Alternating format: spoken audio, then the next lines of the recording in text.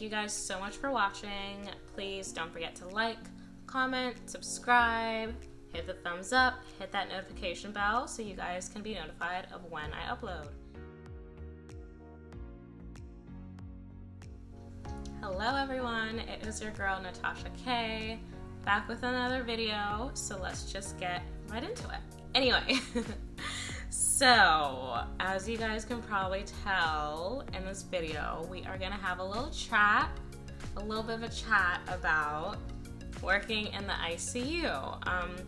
If you guys saw my previous video, you guys know that I was previously working in the PACU.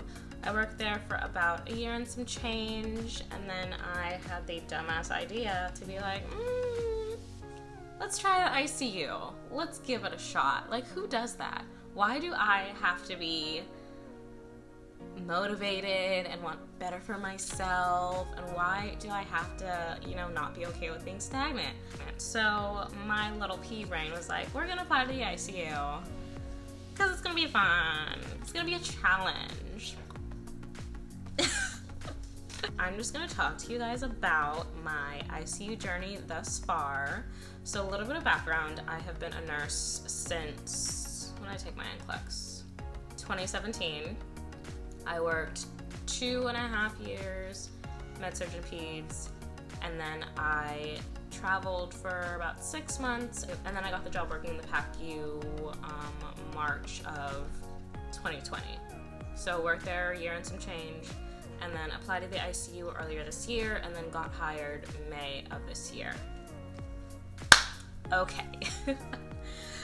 So, like I said, I applied to the ICU because I was like, I like a challenge, let's give it a shot, I'm all about learning, and I feel like you can never learn too much, and there's nothing wrong with gaining new skills because you never know when you're gonna use them. So that's why I switched to the ICU, and then just thinking ahead, I'm gonna be completely real with you guys. I'm not being a bedside nurse for like 25 years. It's not happening. So I'm thinking, long-term future goals, advanced practice, things like that. So ICU is a great way to kind of see different areas of healthcare, see different roles, and then kind of think of like, okay, where am I gonna be at in such and such couple of years or whatever it may be. Anyway, a little bit of background. So I currently work in the ICU. I work at a level 1 trauma facility. So very, very busy, very high acuity. It's stressful. I'm not gonna lie, it's stressful. I currently work in a MICU/SICU, medical ICU/surgical ICU. We don't do burns or neuro or it's not a NICU or any like neonatal. It's adults. And yeah, I chose MICU/SICU because I felt like I could get a good mix of both, and I wasn't really sure which one I would like more. I didn't really want to go strictly to a MICU unit or a SICU unit. I kind of liked this unit because it was a mixture of both. You can see different kinds of things, gunshot wounds, surgeries, so that's why I chose that. So unit type MICU/SICU ratios are 2-to-1, but 2 patients, 1 nurse. Unless you have a critically ill patient, then it's 1-to-1 because you are titrating your drips, you're just doing a lot more frequent intervention, so you don't really have time to like take care of another patient, so that's why you get the 1-to-1 ratio. Okay, interview process for the ICU. Honestly, my interviews, I had doctor's appointments that day that ran late, so I did my interviews in the car. They just asked me clinical questions. They wanted to know a little bit of my nursing background, why I wanted to switch to the ICU, and things like that, just your normal interview questions. I applied to 2 different units. I applied to like a strictly SICU unit, I don't know, I was applying everywhere, and then the MICU/SICU where I work now, and they asked me the same questions. Like, and it's the same hospital, just like 2 floors above each other. And I was like, did you guys not realize that you asked me the same questions? But it made it easy for me, because I was like, now I know what to say, I look super smart, But I just thought it was really funny that they literally asked me the same clinical clinical questions like, let's say you have a patient, you've been taking care of them for a couple hours, beginning of the shift, they are, alert oriented times 4, talking to you, everything's good. And then like lunchtime, they're, lethargic, they're not really answering questions. What do you do? Things like that, just so they can see how your brain works clinically and how you critically think. They also want you to talk through your thought process, which I was like, okay. I was kind of nervous about because I say and like a lot, so I was trying to sound educated, but they just kind of want to see how you critically think, how would you assess situations and interventions that you might do. So I did get offered both positions and ultimately chose the MICU SICU because, like I said, I wanted a variety of patients and acuities and things like that, just because I felt like I would get more of a skill set with both medical ICU and surgical ICU rolled into one. So I started mid-May. It is now, what month are we in? August? We're in August, so I've been on orientation this whole time. Orientation is 16 weeks. We have these things called bridge classes where they teach you various body systems, things you need to know, important medications that you need to know. And I'm not a nurse, so I have like a basic knowledge, but this shit's been hard. I'm not even gonna lie to you guys. It's been hard, it's been stressful, it's been overwhelming. And it's not like I don't know what I'm doing. Like, basic nursing is the same everywhere. If you guys are nurses, you guys have experience, you know what I'm talking about. It's just learning how to critically think. And honestly, I have not been confident. I've always been like a fake it so you make it kind of girl, but I've been overwhelmed, I've been stressed. Medications that you have to know, the mechanisms, the half-life, titrations. It's been a lot. Just been trying to take it one day at a time, one step at a time, because, Rome wasn't built in a day, and things take time.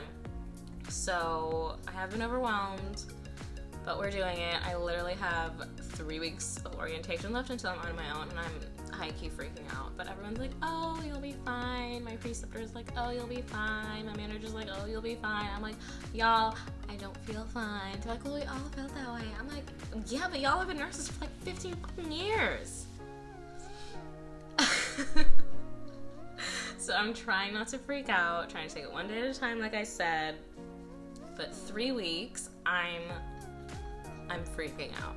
I'm freaking out.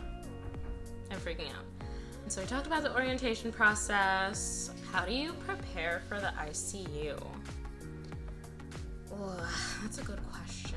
I guess what I would have done, probably look at my medications more. My vasopressors, my sedation drugs, just so I could get more of like a background. And granted, you don't know things and know the effects of things until you're actually there, physically titrating your drips based on your patient's presentation. But I think just having like a good background knowledge, a good basic knowledge of those kinds of drugs would have helped me. But you live and you learn. I'm trying really hard to just know your drugs, people. Know your drugs. ICU work culture. I'm sure you guys have all heard the rumors that ICU nurses are mean. And I'm not even gonna lie to you, they can be. Coming onto the unit, as I'm not a new nurse, so people are a little bit more open with me. And I'm not saying people have been assholes, but it's one of those things of people are not gonna trust you until they see you on your own in situations and how you deal with certain situations, which I think is fair because, you're taking care of someone's life.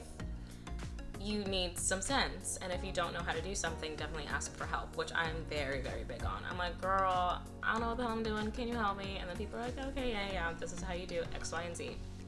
And then I think also voicing your fears and concerns, and being like, oh, hey, I'm not exactly confident in such and such area, can you walk me through it, can you help me out? Or can you explain it to me? And I think people have been a lot more open with me because I ask questions if I'm not sure about something. I'll say, hey, can you just come in with me, or can you explain it to me? And people are like, oh, okay, she actually wants to learn, and things like that. ICU nurses are not mean. I think it's just the environment is very intense. People are literally knocking on death's door, and you are trying to save them. You're trying to save them. I work at a teaching facility, so there's a lot of like new residents and new doctors. So, you know, there is some headbutting, and some tension. And as an orientee, I'm not confident kind of going toe to toe just yet. And I'm just not, like, I'm not a dramatic person, I'm not with a drama. So I feel like if we're having an issue, let's talk it out as adults. Like, don't give me attitude and don't be shady. But not everybody thinks like that, so there can be headbutting.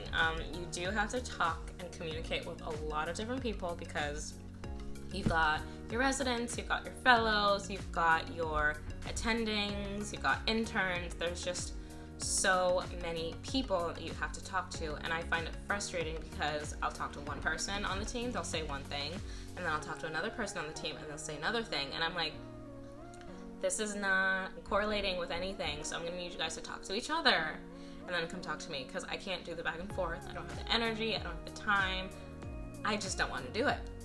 As an introvert, I don't like talking to that many people. So let's all collectively have a conversation, agree to do something. We're gonna do X, Y, and Z, and then we can, you know, start these interventions. Because this whole, oh, I want you to do this. Oh, but I want you to do, no, we're not doing that. I haven't had any real negative issues with people yet. Will it happen? Probably.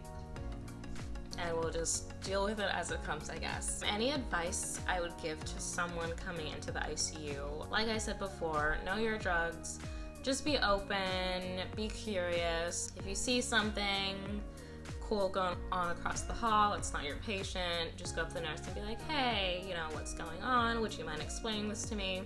And people are very open to teaching you if you are genuine and humble. Like, don't go in there being an asshole, being a know-it-all, because you don't know it all. Every single day I learn something new, and yeah, just be open, give it a chance. And I think the one good thing about healthcare is that you aren't stuck in one area. If you don't like the ICU, go to PACU. If you don't like PACU, go to MedSurg. If you don't like MedSurg, go to L&D. Like, you have so many options and so many choices, so just try it. Try before you buy. You're not locked in, you're not loaded. Just be open and give things a chance. Like I said, I am still on orientation for another 3 weeks. So, like, I've been on my own, and, you know, I've been doing stuff, and my confidence level is, like, you know, 0.01% better, but I also know that I have someone else backing me in case something goes wrong. So, I don't know, guys. 3 weeks, and then I'm on my own. I'll definitely try to do, like, an ICU maybe 6-month update, just to see if, like, I'm more confident, or if I've completely lost my head, or if I go back to PACU. So, look forward to that video. If you guys have any specific questions, if I missed anything in this video, if you guys want me to talk about a certain topic more, please comment down below, let me know, and don't forget to like, comment, subscribe, hit the notification bell, give this video a thumbs up, and I'll see you guys in the next one.